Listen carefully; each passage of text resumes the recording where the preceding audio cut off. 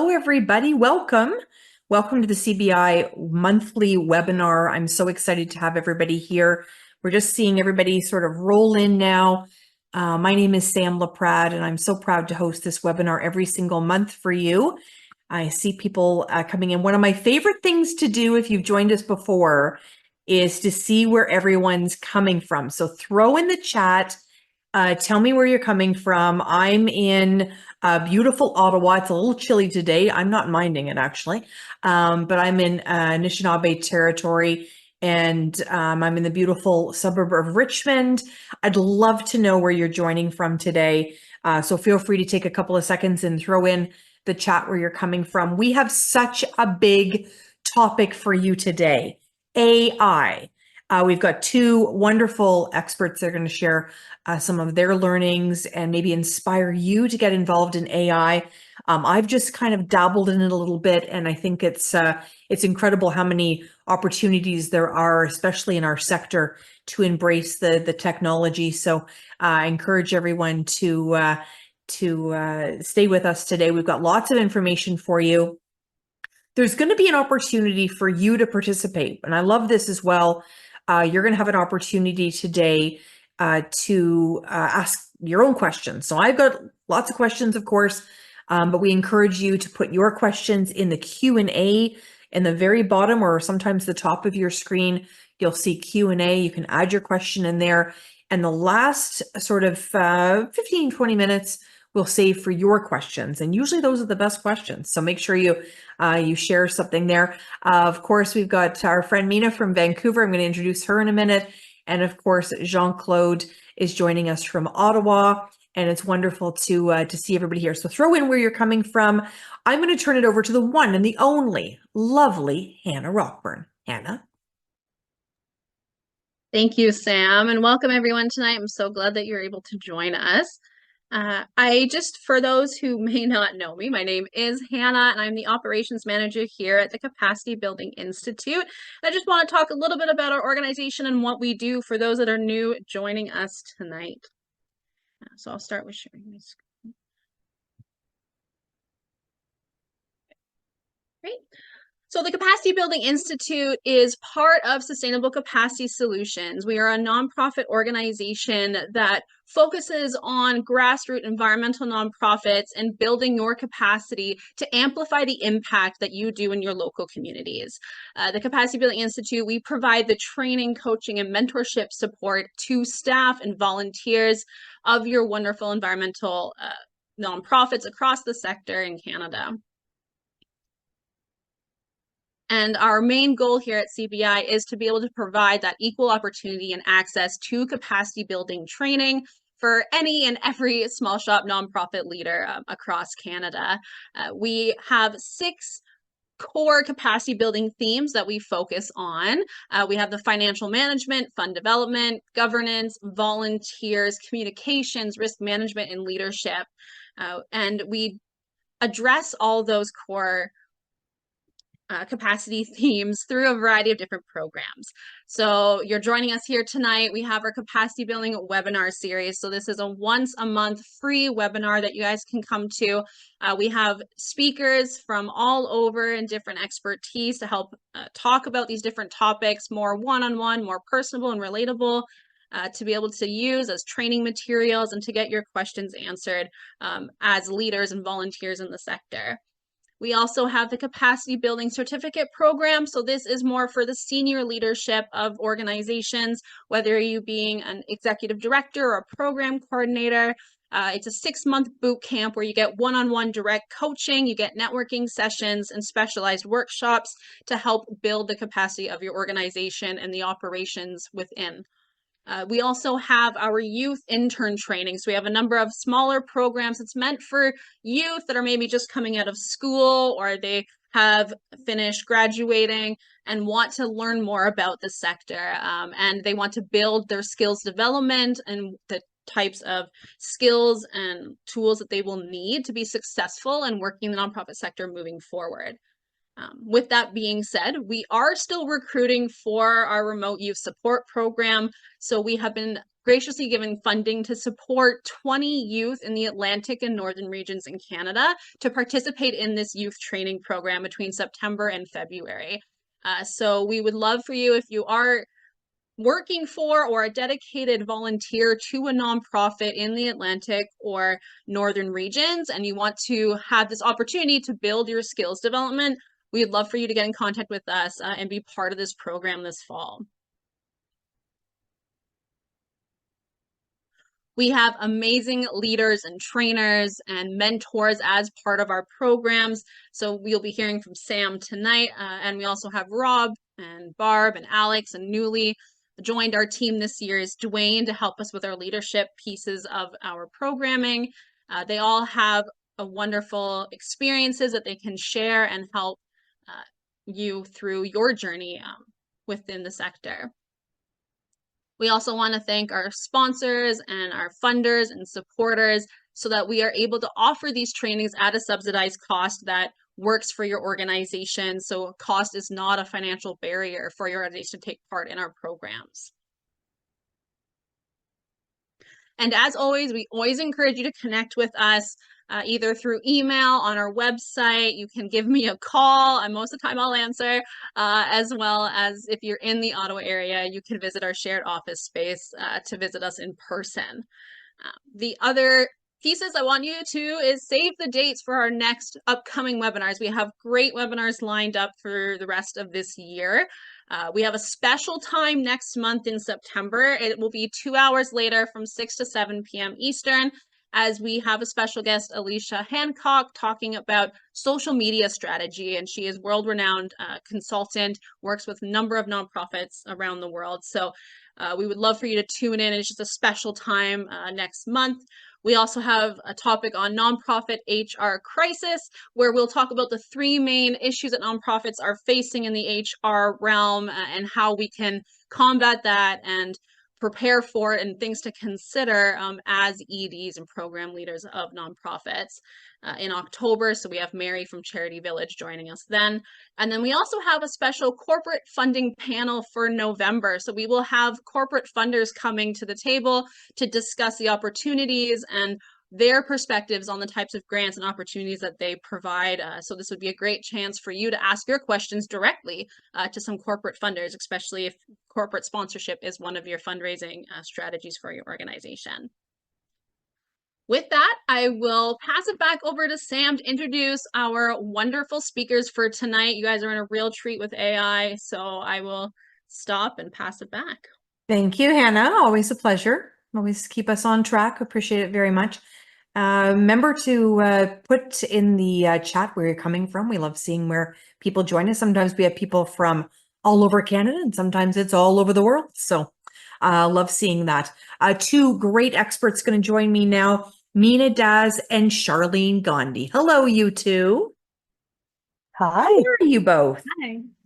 Good. How are you? I'm fantastic. Now, Sharlene, a rumor has it that you're in the UK. I am. Yeah. If you can see, it's nighttime here. Yeah. So I've just come home temporarily. But I am normally based out of Toronto, and very blessed and grateful to be able to be on that land as a relative newcomer. Oh, wonderful. Well, thank you so much for being here. I appreciate it very much. And of course, the wonderful Meena. You're coming from Vancouver, my friend. I am coming from the lands of Musqueam, Squamish, and Tsleil-Waututh Nations peoples, Sam, and really happy to be here, and really happy to have Shar here. Like all the panels we have been on, it's like 9 p.m. I think that's my time with her on our calendar. So Yeah. No, for Our sure. time That's zones wonderful. couldn't be further apart, could they, Meena? Yeah, exactly. Well, we've got lots to get to today, and I know we're going to get some great questions as well from our participants today that are joining us from all across Canada and potentially all around the world. I'm going to start with a very basic question because I'm a bit of an old gal. So sometimes, I think I know what I'm talking about, but I want to make sure I do. Sharlene, tell me exactly what AI is. Oh my goodness. I can see Meena smiling in the corner because that's such a big question. Maybe I'll just start by introducing myself and where I sit and slot into this world of AI. So hi everyone, thank you so much for joining today. I'm Sharlene. I am the tech and data journalist over at Future of Good. If you haven't come across us before, we are a roughly 5-year-old publication now dedicated to Canada's nonprofit and philanthropic sectors. When I joined the team back in October 2022, we were still talking about digital transformation as a mode of recovery post-COVID for the nonprofit sector. And then a month in, ChatGPT burst onto the scene and my entire job became AI. No, it's a bit of an over-exaggeration, but I'd say at the moment, about 50% of what I'm reporting on is AI in the context of social purpose work.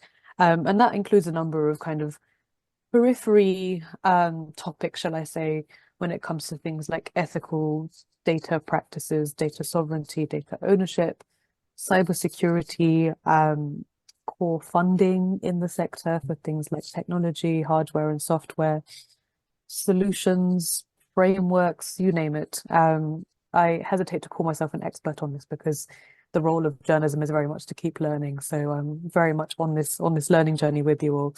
What is AI? It's a very, very good question. I'm going to try and make it as non-technical as I can. And Meena, you can keep me honest here. AI is a kind of data-based piece of software. And what I mean by that is it essentially uses huge quantities of data to predict what is coming next, what is an outcome in a prompt that you ask it. A really brilliant example of how it works is, some of you may have seen at the moment, there's something going around as if you ask ChatGPT or any other AI-based platform how many R's there are in the word strawberry, it comes out with 2, which we all know is incorrect. But the way that AI works is that it breaks that prompt, that question down into how many R's are there in the word, and then strawberry as a whole word. So it's actually already started answering the question before it gets to strawberry. How you get over that is you pass strawberry up into different forms of data, if that makes sense. And then it learns that there are 3 R's in strawberry. So AI is very much about using historic data that you already have, tons and tons and tons of it, to make a probability-based estimation about what is coming next. And that's where you get things like machine learning, things like deep learning, neural networks that as users, we look at it and it feels like pure magic. In the background, it's a lot of data, it's a lot of stats, it's a lot of probability. So we can get nice and nerdy and technical with that today. AI is obviously tied with automation, which is something that we can talk about as well as we go through it. But I think data and automation for me are big keywords there as to what AI is. It's the perfect kickoff. Thank you so much. And Meena, before we go into my next question, let me sort of get the same information from you in terms of your role. Sure. Hi, everyone. This is my afternoon, so I'll say good afternoon.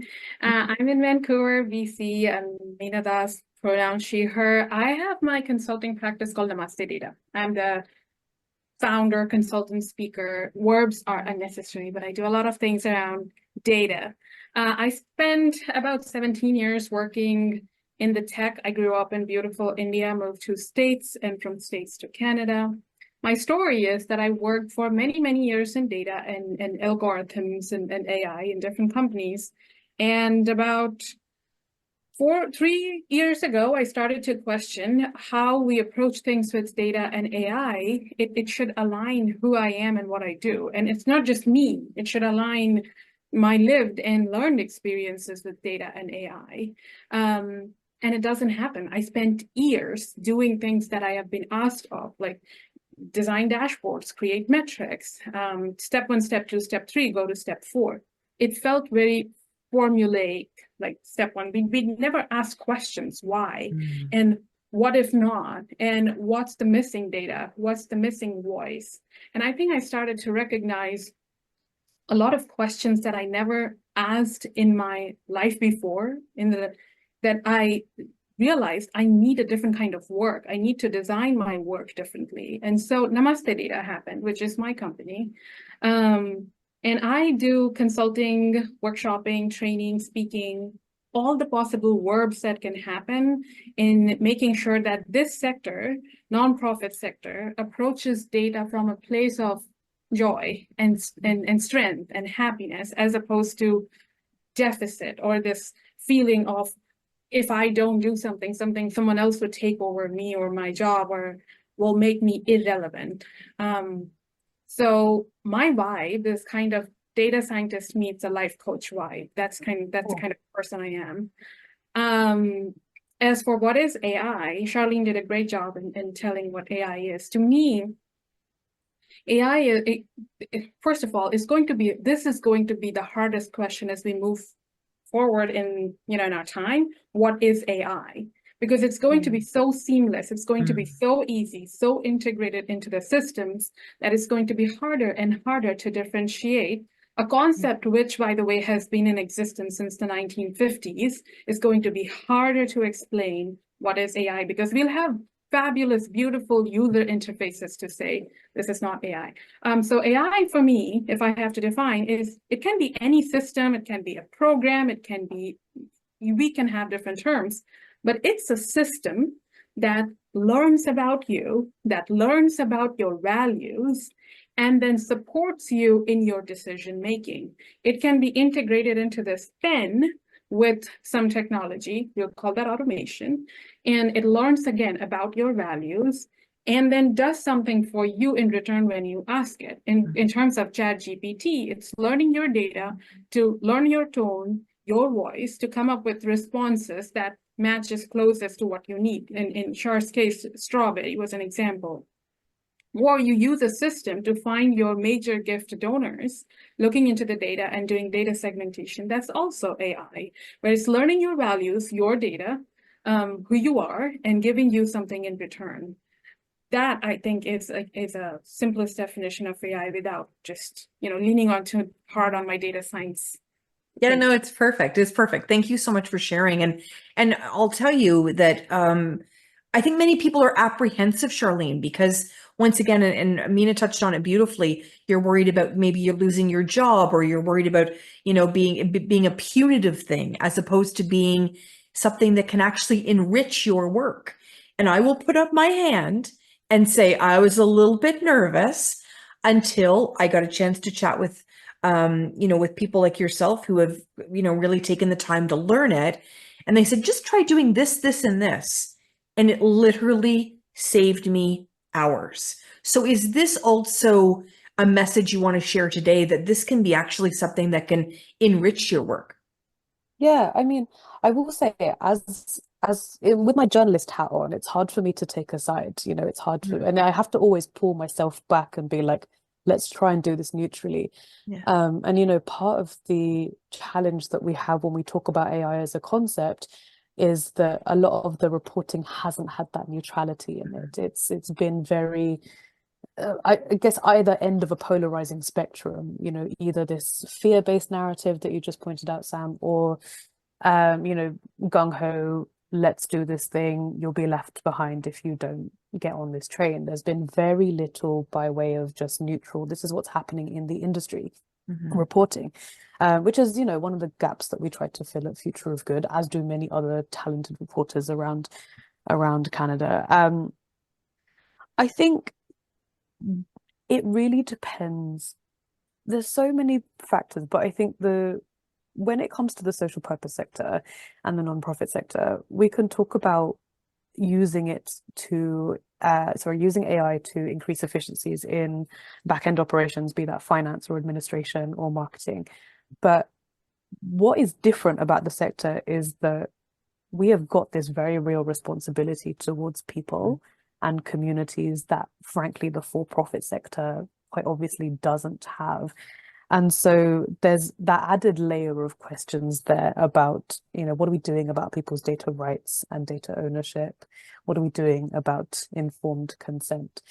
Now, of course, there are huge benefits to using AI, and perhaps I'll save this for later in the conversation, but there are levels at which you can apply AI. There are tools that you're probably already using that now have AI enabled features in them, all the way up to custom built AI platforms for your particular use cases.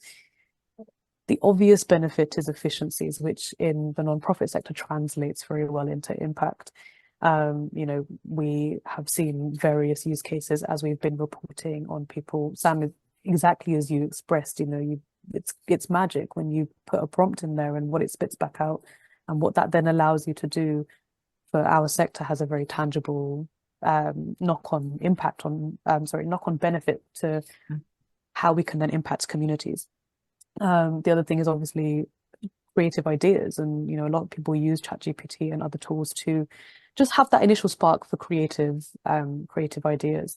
And then the final point, just to bring it back to data, which is I think mine and Meena's little hot sauce here, is you can use historic data to make predictions, to make to come up with models that help you make decisions. Now, there's a whole other chunk of discussion to be had about ethics of doing that, but that is something that you can do with AI.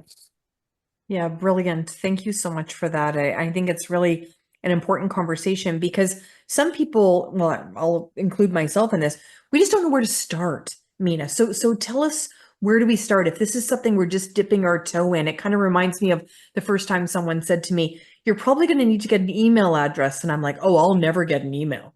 I'll never work with email. Those days seem so funny to me now, but that was the reality back then, right? How did then you get started, Sam? I mean, I'm not going to do the interview here, but I want to know, how did you get started? Well, I did. I made an email account, and then of course you see all of the different, benefits. But when it came to the AI piece, I saw two wonderful speakers like yourself, and they were talking about all of these different resources. Mm-hmm. And one of the resources, I was like, well, I'm going to download that app because I'm just going to try it. And I tried it, and then I was hooked, and now I want it all. I want to know how I can enrich my day and make my work smarter, not harder. That makes sense. Well, what I would say to that, Sam, is start with your hesitation. What's stopping you? I do this conversation a bunch of times every week, and I meet different people coming from different spectrums of interests, expertise, wanting to learn why and how to use AI in their work. I would probably start, having the privilege of doing these conversations, I'll probably start with, what is stopping you? If it is what's stopping you is, I haven't tried it ever, go try writing one prompt, ask any question and see what can come out of it, right? Just see what the output is. The other end of that spectrum is also, I don't trust AI. The output it will give, I don't know what it is. If your hesitation is somewhere, I don't trust AI, I have tried it, I am right now working with a group of people to reprogram that narrative that I don't trust AI. Not in a way that it's magic, go work with it, but look at it this way, that when I see, so I'm doing a project, just to digress a little bit, I'm doing a project called AI Equity Study of nonprofits to understand where we are as a sector when we talk about AI and equity and inclusion and justice. And about 70%, I'm into the data analysis, about 68 to 70% of people have said, we don't trust AI with what it comes out, with what it gives. And I take it and I read it as an opportunity. It's an opportunity that a sector whose primary job description is to build trust with the people around us. We don't trust AI, but we are using AI systems. I mean, my project tells me there's a number of statistics associated with it, that people are using AI in one way or the other. Maybe it's like ChatGPT prompts, or a bit of Claude, or a bit of some image generation, but they're using it, but we are not trusting it. This doesn't tell me that we don't have the capability. This tells me that we truly want to keep that trust intact that's there. So change that narrative of hesitation, going back to my first point. If it is, I don't trust AI systems, change it to understand that you are,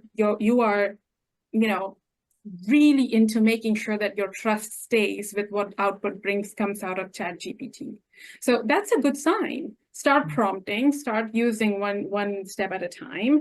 And what you are ensuring is not just that your mission is becoming efficient, but also this humanity is there in the what comes out of these AI systems, right? How you're using these AI systems. So work through your hesitation, work through what stops you, and that's how you really get started, one step at a time. Oh, I love the word humanity and that you've included humanity in this, because even some of the things that I've done, when I go and, let's say, look at a document that I've asked it to create, I'm like, oh, I would never say it that way, or I have to tweak this, or I have to tweak that. Sharlene, talk to me a little bit about the humanity side, and when you're covering this, how do we bring that human side into it? Yeah, absolutely. That's a really good question. I think we can get so technical with these things. It's a constant battle to especially when our audience is folks in the nonprofit sector, to just bring it back to how does this matter for people? And you know, like a really good example of bits of coverage that we've done. I think at the kind of mid last year, we put out a piece about an AI tool that's been developed by a nonprofit called Evergreen Brickworks in Toronto. If folks haven't heard of Evergreen Brickworks, an absolutely beautiful green space and kind of associated facilities around guarding and managing public green spaces in the city.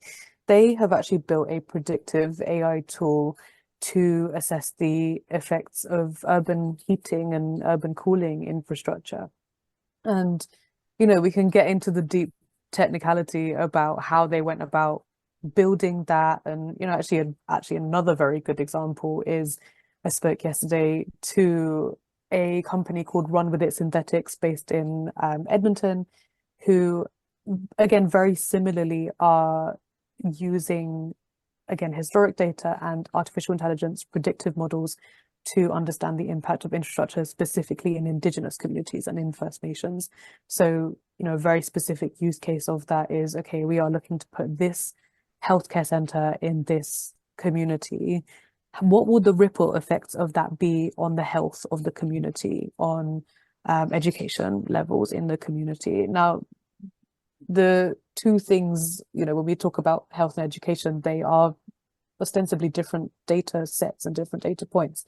But the power of kind of AI and predictive modeling is that you can connect the two and you can see the commonality between the two. So I think in our sector, it is so important to center people and to center that humanity, as you say. And, you know, to that effect, bringing people along that journey of what it looks like to have AI embedded into their interactions with nonprofits. And it goes back to what I was saying before around we can have an AI embedded into back-end operations or community-facing services. Those are two very different sets of considerations to have and two very different questions. But if we are going to go down the latter route and have AI embedded into community-facing services, are we bringing people along that journey of what it means to be faced with AI day to day in their services? Really interesting. Oh, Yeah, sorry. Go ahead, Meena. It was a hard question, Sam. I'm sure you did a great job answering it. Can I jump in Sure, to try this hard question too?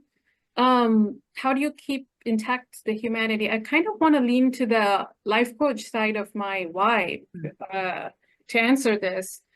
I think what's missing is a lot of nonprofits, we don't have data management strategy. We never had, like, you know, I'm learning through not just through the survey. I mean, I'm sure all of us have worked with nonprofits so much that we do know every organization has their own systems of how they're collecting and what they're collecting. So when we ask, how do we make sure the humanity stays intact? I kind of want us all to lean inwards, not outwards, but inwards. First layer, inwards, individual. I want to ask myself a bunch of times what makes me human, just by the nature of me being able to breathe and you know, it doesn't make me human. What makes me keep that humanity? Am I kind? Am I compassionate? Am I empathetic? That builds my values. This is what I'm going to teach the AI systems. Next comes with the team. Think with the team as an organization, what makes us humanity-centered as an organization? What makes us community-centered as an organization? That makes your org values, that builds your culture values. These values are going to be used to train the systems with the data. These values are going to be fed into the algorithms. And I think the more clear we are looking inward, the better we can ensure that what comes out of these systems are centering our humanity in there. What a beautiful addition to what Sharlene said. Thank you, Meena. I appreciate that. Sorry, And Meena, I kind of took over. Yeah, no, it's all good. I want to ask you as well. There's I'm sure a lot of maybe, and not to be sort of talking about people's age, but there may be somebody that is in their 30s or 20s that are all gung ho to use AI, and their leadership team is squashing it. So, any advice there, Meena, for someone that's dealing with that? Well, I mean, I do work with teams and organizations where everybody's on kind of a different page, or let's say different books when it comes to, understanding about AI. So Sam, I start with, we have to be first on the same page, that I think the reality is, at least from what I'm learning from my work, is people are using AI in our sector. We are exposed with the term. We understand the term. I asked a question in my AI equity project. One of the questions was, do you know about AI? And then the next question was, how much do you know about AI biases? A lot more number of people said AI. Very few people said AI biases in ethics. When you cross tab with the question I asked, whose support do you need or is missing? Leadership, board support, staff members, those support, that's missing when you're talking and thinking about AI. So when we are on a different page of different books, I think the first step is us getting on the same page. And I call that data values and AI values. We need basic set of 10 statements in simple English, how we approach data. This is who we are. This is how we collect data. These are our systems. This is how I intend to commit myself as an organization of doing and thinking about data. And that's what's going to take you to the next question. Okay, so now we know what lay of the land is for our data values or data.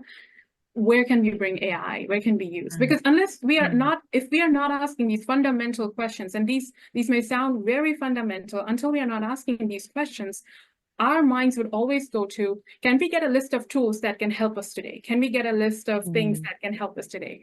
And it's a great question to know the list of tools that can help you today. But this conversation would then get just restricted to login details of those tools, and it would not be sustainable. Artificial intelligence has a lot of power, good power to do good things, if we ask good questions. And I want us to get comfortable in asking a lot of good questions. And the first step of that is just building those data values, I think. Yeah, what great advice. Can I also jump in there? Yeah. I do think to some extent that squashing is justified just because people don't know what they're contending with, right? Like, there is a risk of AI-based misinformation and disinformation. There is a risk of people putting personal sensitive information into training models that a couple of times it has been reported that people's PII has come out the other side when people have made prompts, handful of times, very, very few times in the grand scheme of things. But I think we could probably all agree that that's like the one rule, to not put people's personal, private, sensitive information into these tools, regardless of how private they are. But I do think this is where an AI policy probably comes into play, right? And we don't see a lot of them, but even in preparation for this, I just made a couple of notes about where I've seen these, and actually all three of the ones that I've noted down have actually such widely different perspectives on how they would like to see AI being used by their staff. the first example that I'll give is the Artificial Intelligence and Data Act, the federal government's Artificial Intelligence and Data Act, which is very innovation focused. It's actually very loose in its guardrails. The second is the Directive on Automated Decision Making, which basically guides federal departments on how they can use AI in their work and in their modeling. Teeny bit more what shall I say? The reins have been reined in a tiny bit more, but you know, that's a set of guardrails. And then if anybody has heard Dan Kershaw from Furniture Bank speak or met Dan at all, he's such an active proponent of using AI in the nonprofit sector and is experimenting with so many tools. But I'd really recommend going and reading Furniture Bank's Responsible AI Manifesto. That's actually probably top of my list of resources for the sector. Super short, like won't take you more than 10 minutes to read and absorb. But Dan and his team have made a really great case for experimenting and innovating while also putting in parameters around we will not use AI in these certain places. So I think I read the manifesto back earlier today, and the charity has decided that they will not be using AI in text generation or in video generation. They have used it historically in image generation. Again, there's no right or wrong. That's just what Furniture Bank has chosen are going to be their guardrails and their policies. So I think when we're dealing with so much information in one go about AI, just having those guardrails and those policies there can help with some of that fear and that squashing, I think. And I think, Sharlene, that was going to be my next question to you, actually, in regards to the policy piece.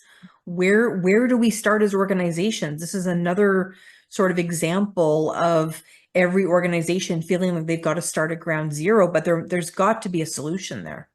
Yeah, I mean, I think just looking at what people have done already is a really good place to start. So, you know, I often maybe incorrectly don't think of the public sector as all that different in its goals, in that it is answerable to the community and it is answerable to the public to some extent. So actually looking at, you know, the Artificial Intelligence and Data Act, looking at that Directive on Automated Decision Making, looking at, again, Dan and his team's manifesto on responsible AI use is a really great way to at least know what other folks are thinking in our sectors.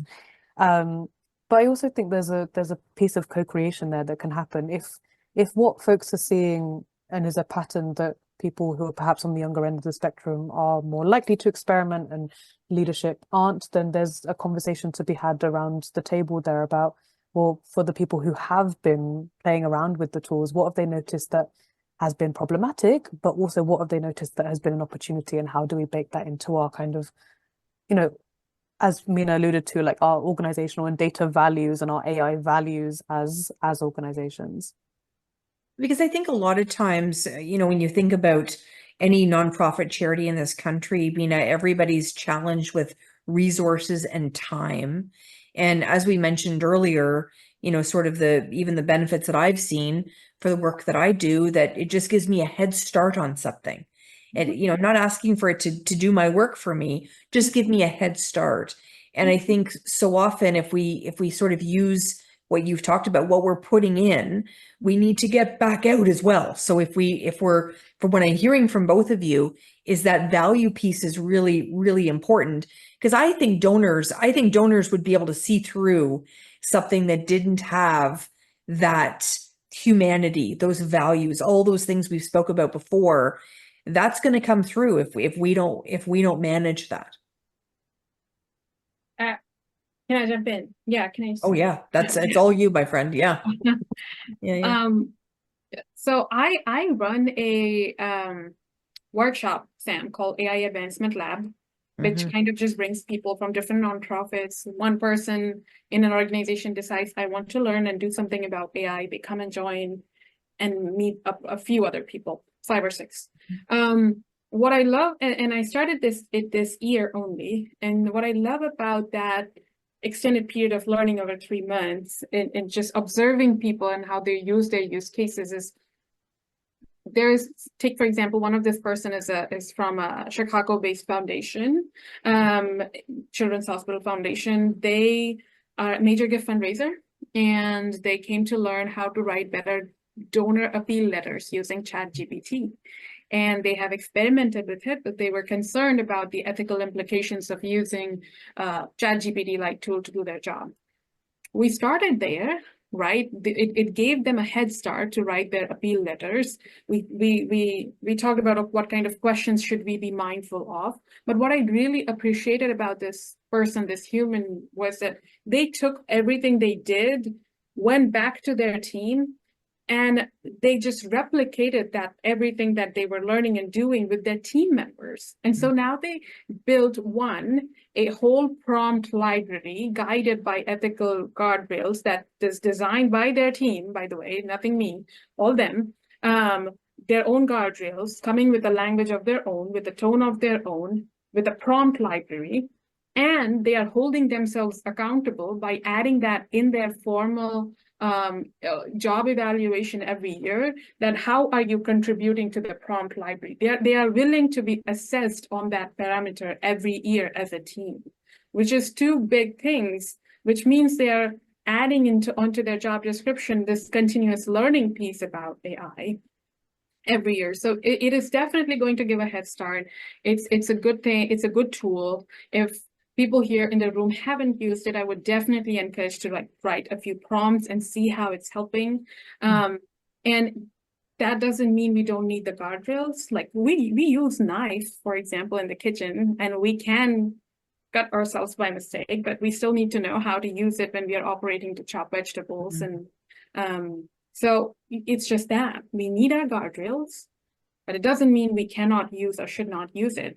This is a technology that is going to be here for the next 30 years. The question really is not, should I or should I not engage with AI? The question is how do we build better relationship, better collaboration with this technology? Yeah, I love that very much.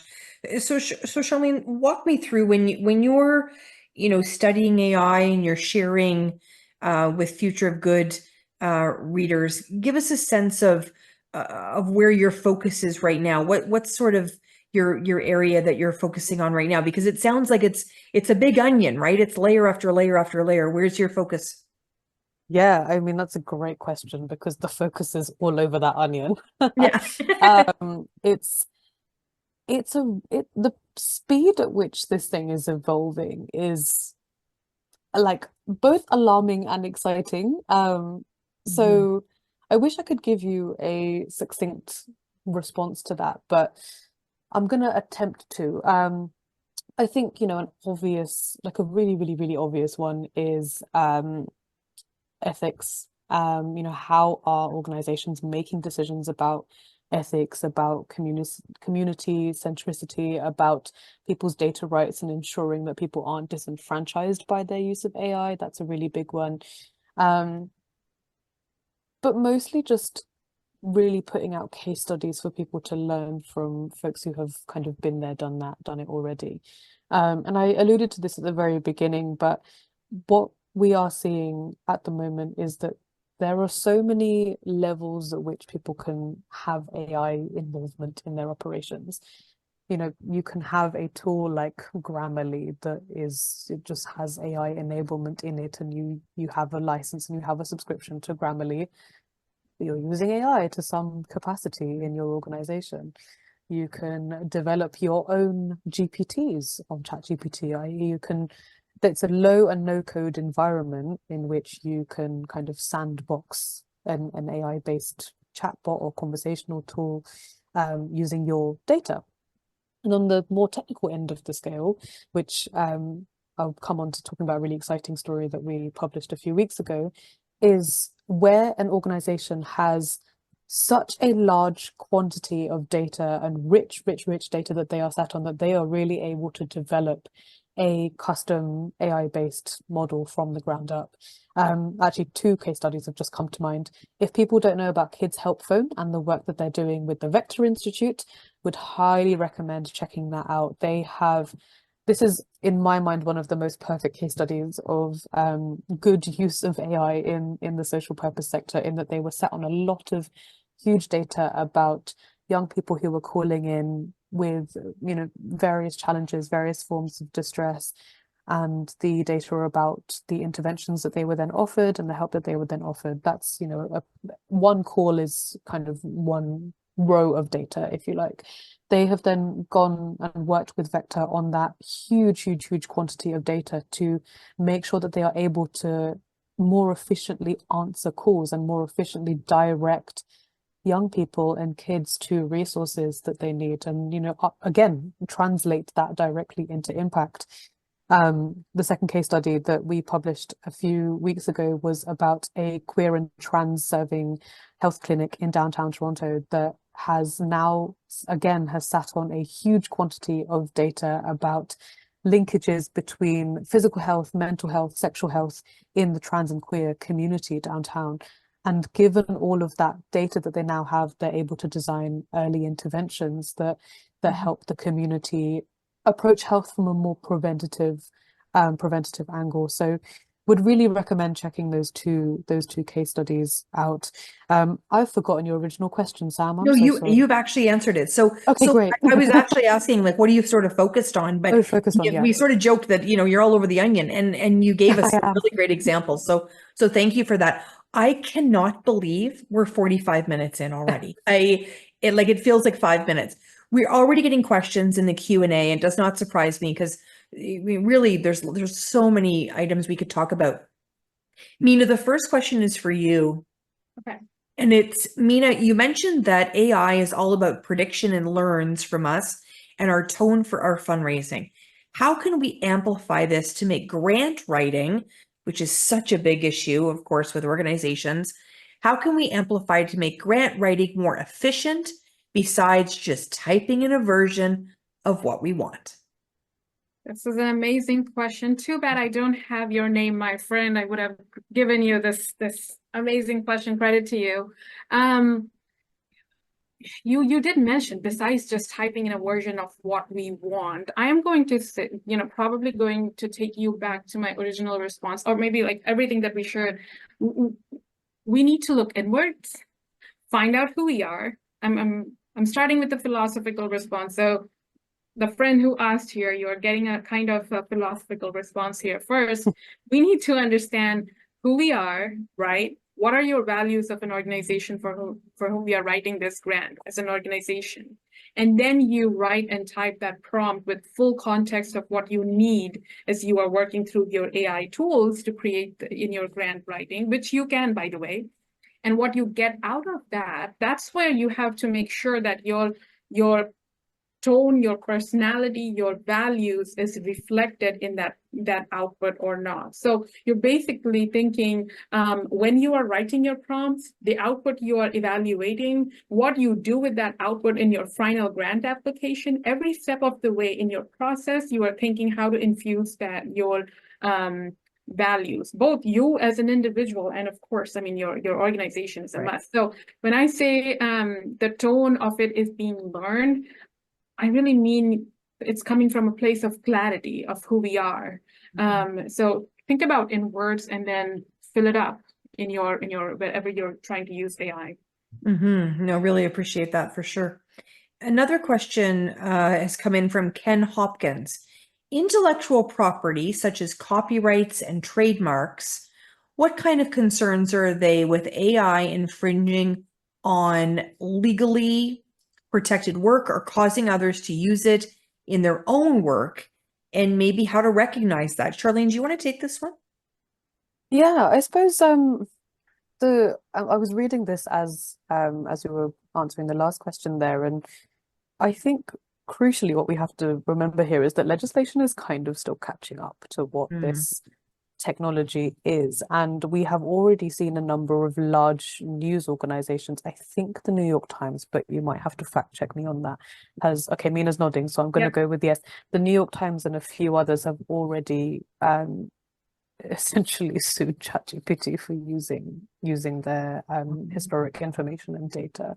Oh, interesting. Again, there isn't all that much legally right now, I think, that stops anybody from doing that. So I think actually one, I'm sure we'll talk about resources in the coming minutes. But actually, one thing I'd really recommend just keeping an eye on is legislation. And the Artificial Intelligence and Data Act isn't actually due to come into force until 2025, which is a bit problematic in and of itself. But it's really worth, again, as organizations, just keeping an eye on how that develops and what our liability is. It's highly unlikely that the sector specifically is going to have any liability, but the liability highly likely will sit on technology companies themselves to sort themselves out, and then as users there will likely be a set of guardrails, but it's any man's guess how that's going to develop and change given the pace of change at the moment. So I think even when we talk about copyright, it's worth looking into that New York Times case and again just following how it develops. Yeah. And I did want to get to resources. We've got another question here. I do want to ask the resource question before we go any further. So I'm going to give you both an opportunity. I'll start with you, Meena. Are there any resources that you think, oh my heavens, everybody in the charitable sector should have X? What is it? That's a very big question, Sam. Everybody should have it. I'm going to probably just write my own email resources that I create a lot. This is kind of my every week, just being nerdy and trying to dedicate 2 days a week to learn something and try to produce a resource. And I'm probably listing these two here because I have links to other resources for folks. So for example, Fundraising AI is a group which has a lot of resources and is putting together a conference on artificial intelligence for fundraising, bringing people from all over the world. So there's representation from Canada and States.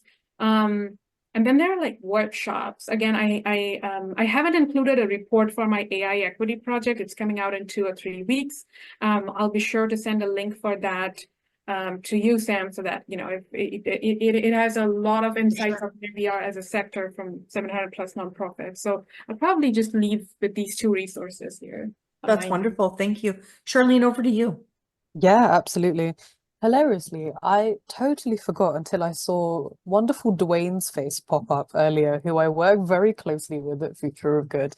Dwayne and I are actually in the process of curating a event, I think in late September. Yes, the 26th of September.